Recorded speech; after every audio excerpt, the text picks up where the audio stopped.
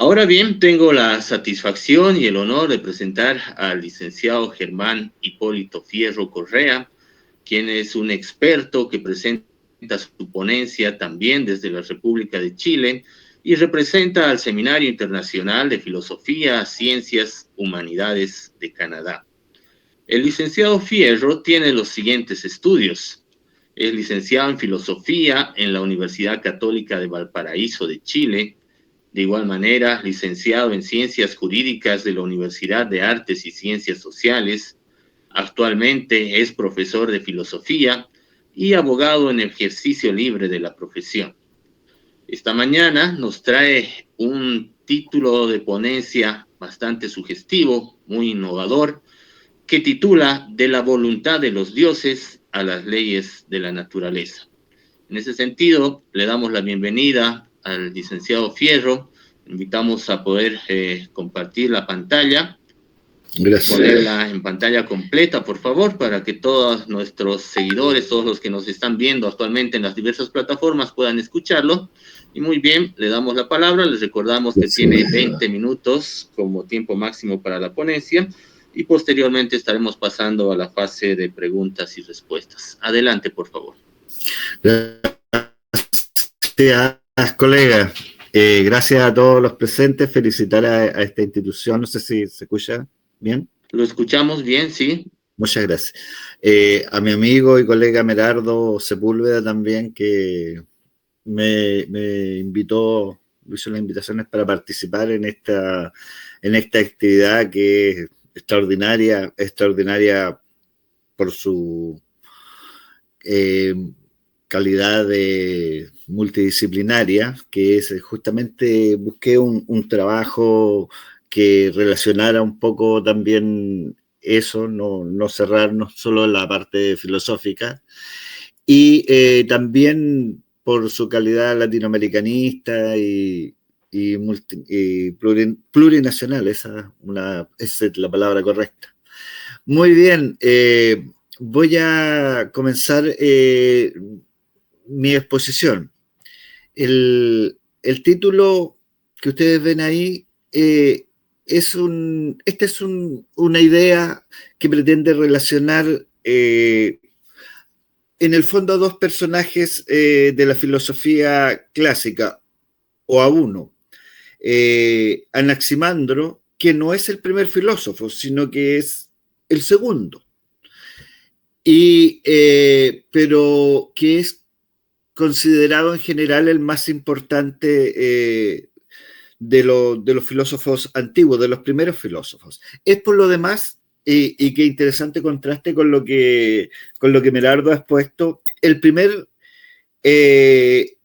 escritor que expone en prosa un pensamiento filosófico, y del cual tenemos también breves líneas que veremos al final, que son el texto más antiguo de la filosofía, conocido como el fragmento de Anaximandro. La idea es relacionar lo que él creó y que se expandió primero a través de Europa y después de forma mundial, como la filosofía occidental. Hay una discusión de si podría haber una filosofía oriental, con probablemente el primer legislador, el primer legislador griego, Solón, la reforma de Solón, y una reforma que hizo de tipo social. Entonces, ¿cuál es la idea de esta exposición? Nosotros, en la época actual, estamos acostumbrados a entender cada área del conocimiento como algo separado. Por ejemplo, para nosotros las ciencias sociales, no tendrían necesariamente que relacionarse con la investigación científica. Hablamos de leyes de la naturaleza sin darnos cuenta que estamos usando un lenguaje jurídico respecto de una cuestión científica. ¿Qué es lo que nosotros ¿qué es lo que se quiere plantear en este trabajo?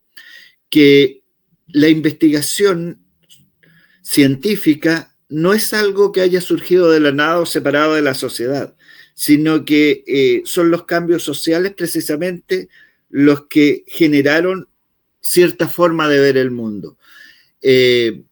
Ahí aparece en la pantalla, ustedes lo están viendo, en resumen, ¿qué es lo que se pretende decir?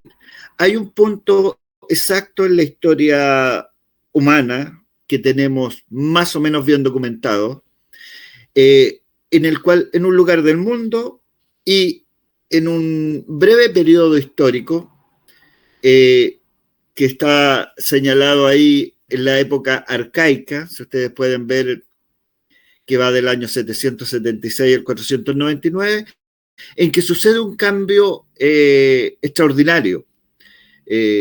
La explicación del mundo deja de ser, dejamos de entender el mundo como producto de la voluntad de poderes caprichosos que luchaban entre ellos, que llamábamos dioses, y de una forma súbita cambia la manera de pensar y el universo se entiende como una realidad en la cual rige una ley. Esa especie de gran ley universal, dique, dice Solón, es una justicia que está por encima de aristócratas, de esclavos, de hombres, de seres humanos y de Dios. Ese cambio tan espectacular parece que fuera un cambio casi mágico. ¿Por qué se sucedió esto? Bueno, la tesis que nosotros queremos plantear aquí es que no fue un cambio mágico, fue producto de un cambio social, de algo que sucedió en la ciudad o la polis, como se suele llamar, esa especial configuración que tuvo el mundo griego de ser una ciudad y al mismo tiempo un estado, la ciudad-estado. Por eso se usa ese término, la polis. Algo sucedió ahí y sucedió en una fecha muy precisa.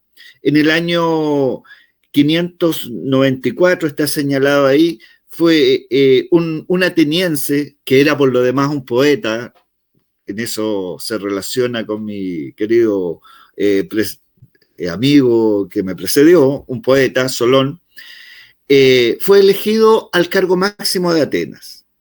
Solón, en el año 594, fue elegido arconte. En esta época el arcontado es anual, solo un año de gobierno, imagínense. Y a él se le ocurre buscar una solución para la crisis social de Atenas. ¿Qué sucedía en esa época? El orden de la sociedad estaba dado por la mera voluntad de los aristócratas, de los aristoi, que en el caso de Atenas se llamaban eupátridas. Eupátridas, bien nacidos. Imagínense qué nombre más pomposo que se habían dado los bien nacidos, o los de buenos padres. La sociedad ateniense era simplemente lo que querían estos eupátridas, lo que querían hacer. La ley no estaba escrita, miento. Dracón, aproximadamente 20 años atrás, ha puesto por primera vez por escrito la ley, pero solo un aspecto, el aspecto penal. Pero no hay en realidad una legislación a la cual se pueda apelar. Una decisión era el simple decreto arbitrario de un aristócrata. Una decisión legal era el simple decreto arbitrario de un aristócrata, una temis, que supuestamente era un dios el que se la inspiraba y por lo tanto era indiscutible. Entonces, esa forma de sociedad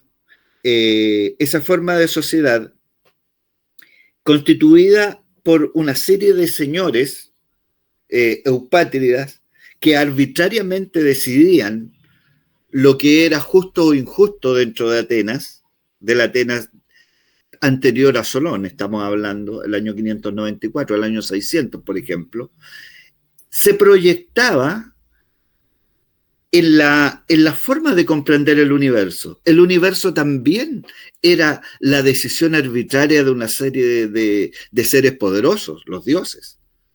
Lo que sucedía si no había una ley que rigiera un rayo, era la voluntad de Zeus. ¿Cuál voluntad? La voluntad arbitraria de Zeus.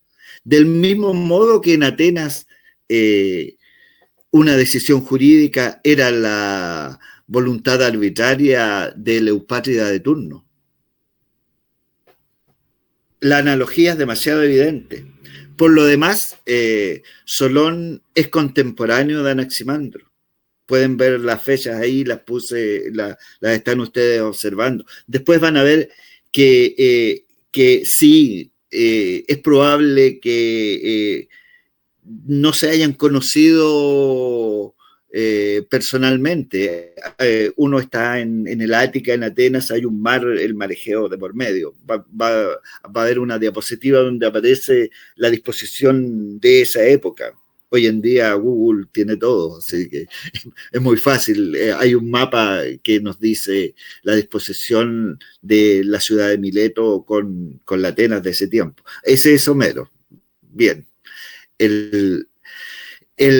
Pero sigamos desenvolviendo la idea. Si puede pasar a la siguiente diapositiva, por favor. Bien, esa es la siguiente, por favor. Ya, ahí. Entonces, ahí si nos vamos a la parte interna, es decir, a la parte política, jurídica, nos damos cuenta que hay una rápida evolución.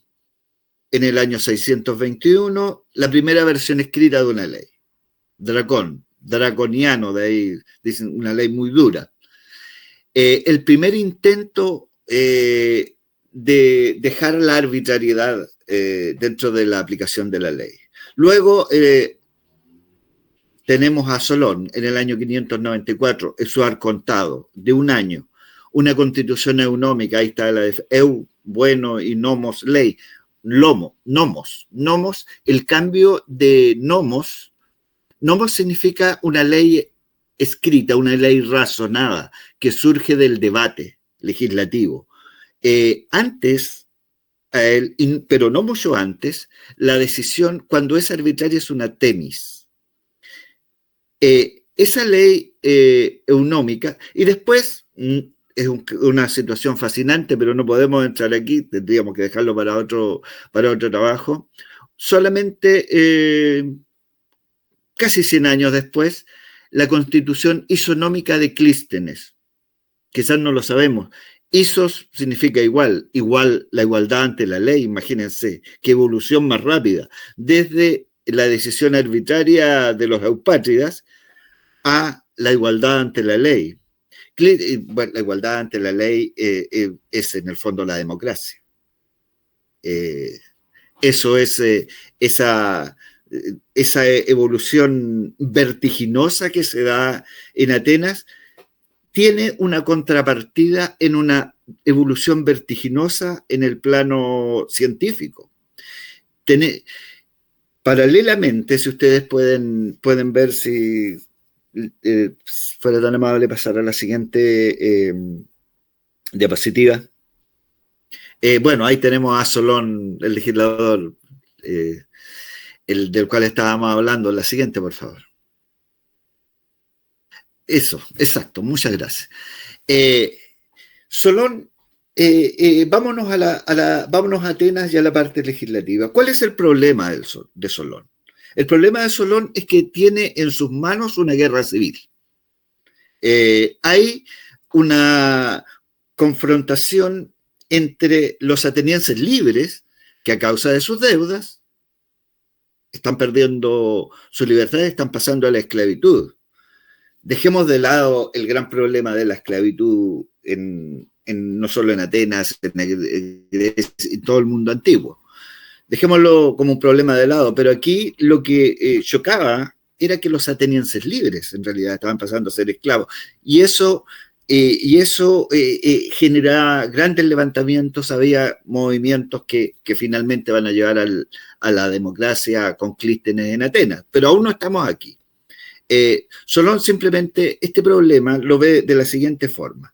Los eupátridas, es decir, los aristócratas, a causa de su pleonexia, de su codicia exagerada, miren, en todos los tiempos sucede esto, están destruyendo la polis. ¿Qué hacer? La propuesta de Solón es la siguiente. Él era además un poeta. Las fuentes más antiguas son sus elegías. Y él dice, no, la solución es esta. En realidad hay una dique, palabra que traducimos directamente por justicia, dique, pero esta dique personalizada es una diosa. Y esta diosa es infalible. Está no solo por encima de nobles y esclavos, sino que está por encima de los dioses. No requiere la intervención de un dios para cumplirse. Es una justicia infalible. Esta justicia infalible e inmanente siempre se cumple. Es exactamente lo que nosotros entendemos hoy por una ley natural desde el punto de vista científico. ¿Qué cosa es ser un científico? Ser un científico es conocer las leyes de la naturaleza. Es un trabajo legislativo. Ser un científico es ser una especie de abogado del cosmos.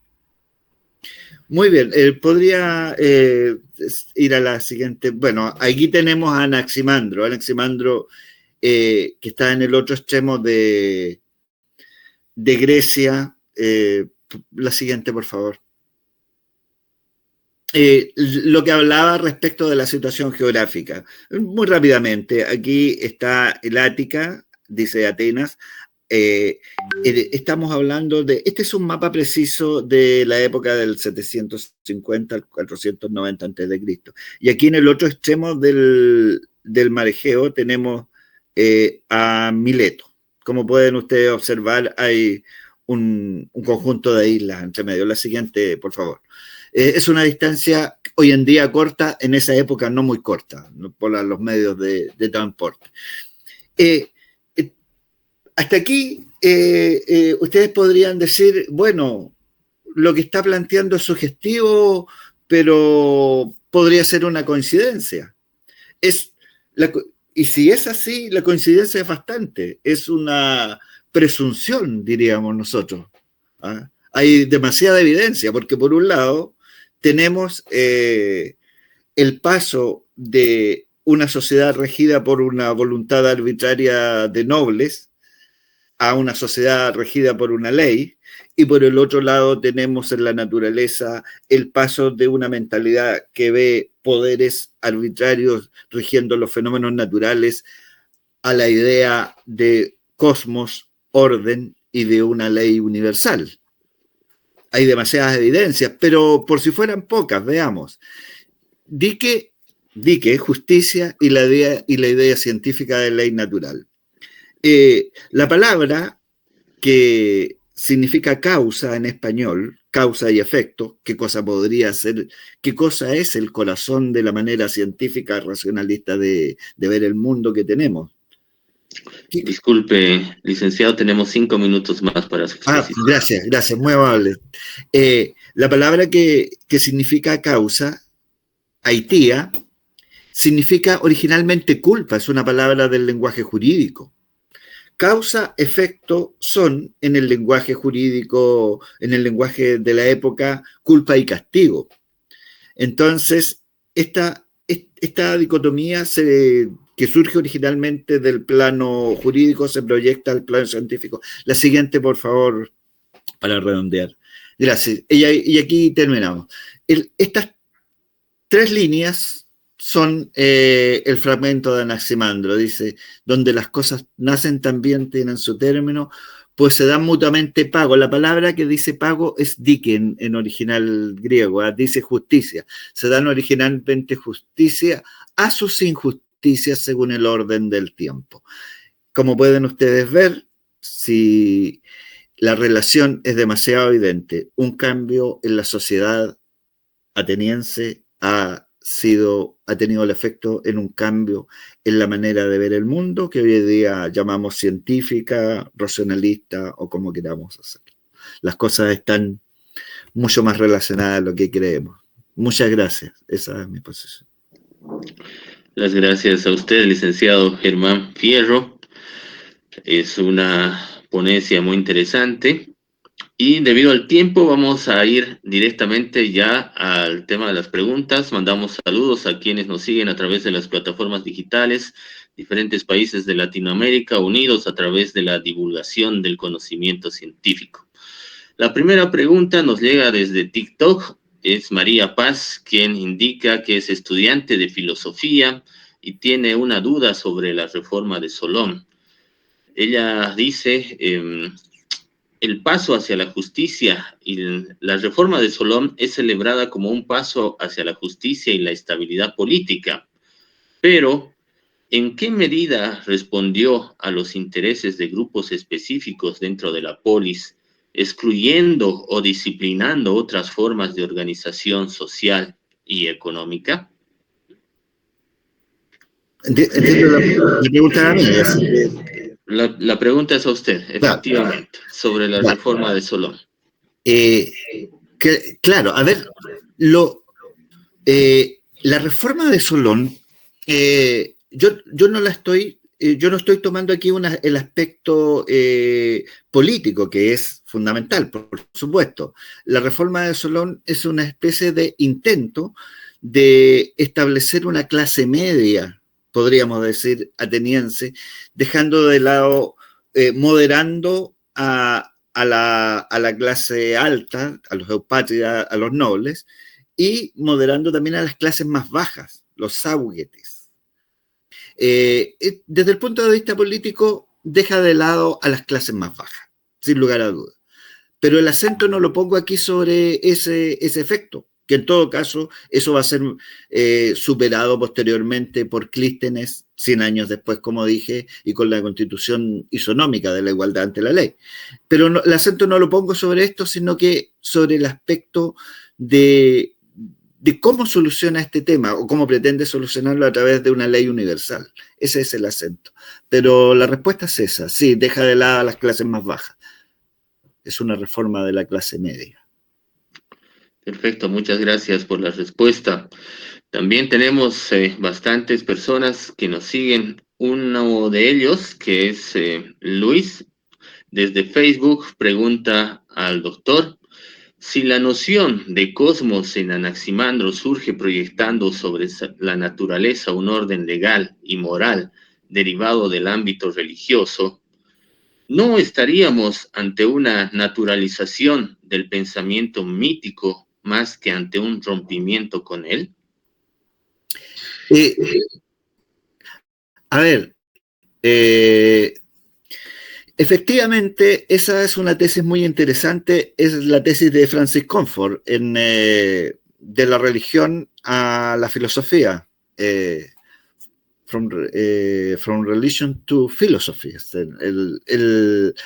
Francis Comfort lo que plantea es, en este libro, que es relativamente conocido, es que cuando llega el pensamiento filosófico, científico, no inventa sus categorías, sino que las toma de las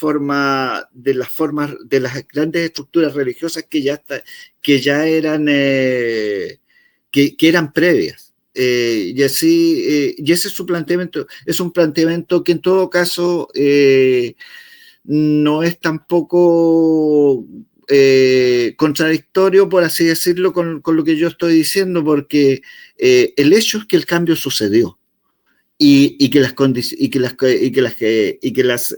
coincidencias o los indicios, como diríamos desde un punto de vista jurídico, pueden establecer una presunción razonable de culpabilidad.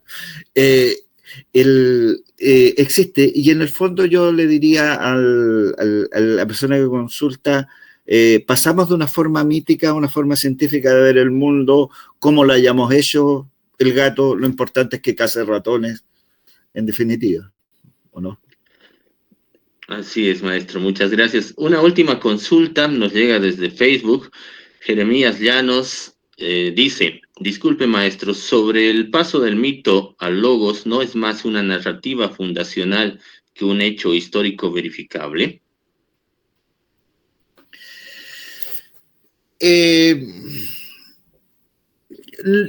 Hay indicios.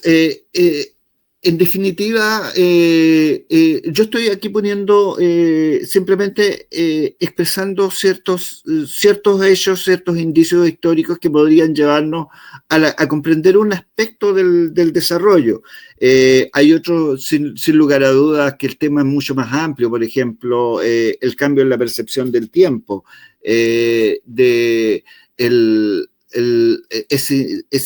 sin lugar a dudas, el tiempo mítico es un tiempo distinto al tiempo lineal del cual nosotros tenemos noción.